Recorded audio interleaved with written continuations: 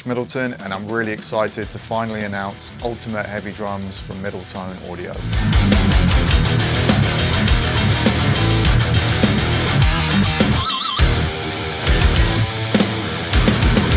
So this drum library came about due to pure necessity for me. I found I was spending too much time when I was meant to be writing and demoing, messing around with drum sounds, trying to get them the way I wanted to sound in the mix. And I want my demos to sound like a finished mix, so I feel inspired when I'm writing.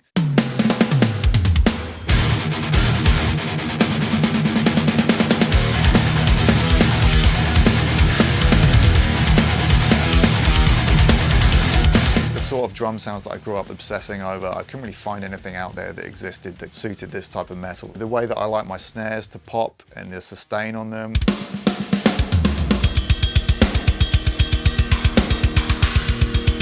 Where I like the high end placed on my kick drums.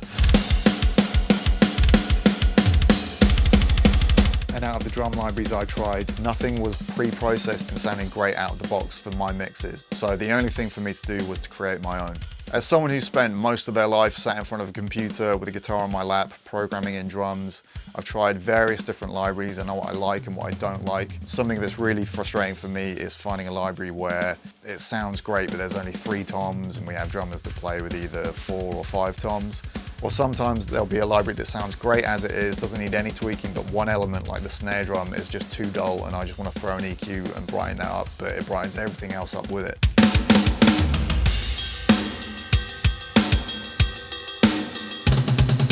I really wanted to create something where everything was pre-processed, but there's a ton of different options. So you've got tons of different snare sounds to choose from, tons of different kicks, 3 different sets of toms. So there's a wide scope of sounds. Everything be pre-processed, but still be able to tweak the sounds individually within Kontakt. I just want everything to be sounding good, make a preset, and then we're good to go.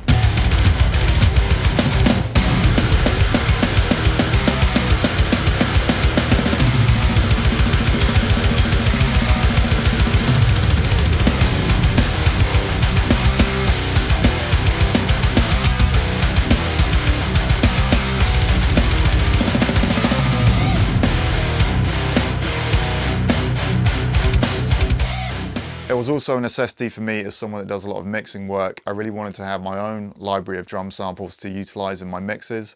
I like to blend in a bunch of different sounds and different samples, especially with like snare drums, for example. And when you're doing a whole album, you're having to phase align all these different samples. It gets quite frustrating. So I wanted to create some TCI files that were kind of like a one-stop shop where everything's pre-processed. I've got some one-shot samples blended in at the high velocities, and I can just open these up and have great sounding drums instantly.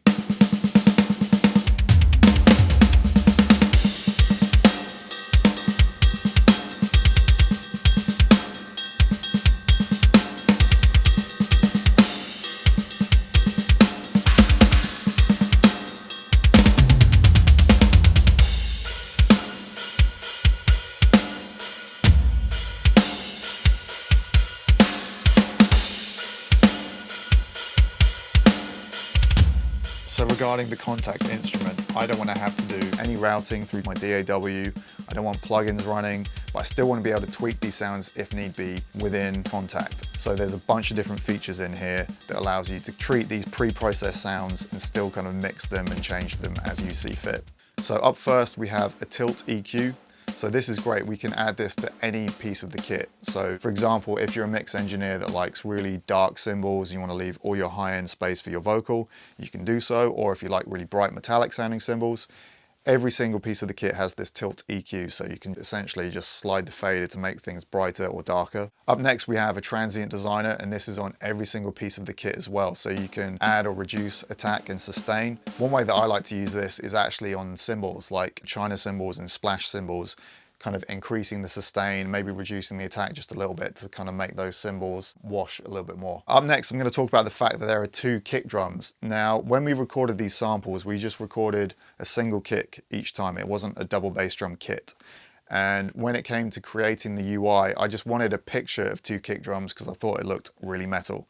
But when I got the first version of this back from Moises, who coded it for me, he'd put the options on the left kick. And I said, oh, we don't really need this. But he said, why don't you just leave it? I think you might find it useful. And it is very useful.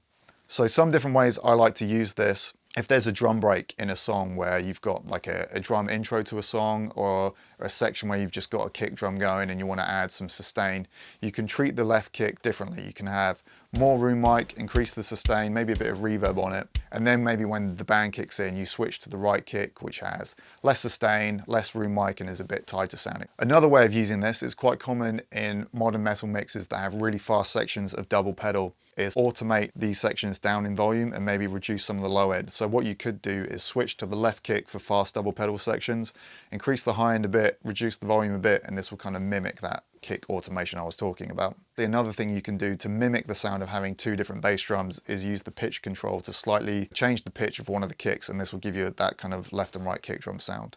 And another great feature is with the kick drum and the snare drum, we have the ability to load in one-shot samples. So if you have your own library of drum samples you like using, you can blend these in. Also, I've included a bunch of these sounds from the library as one-shot samples, so you can blend in different sounds.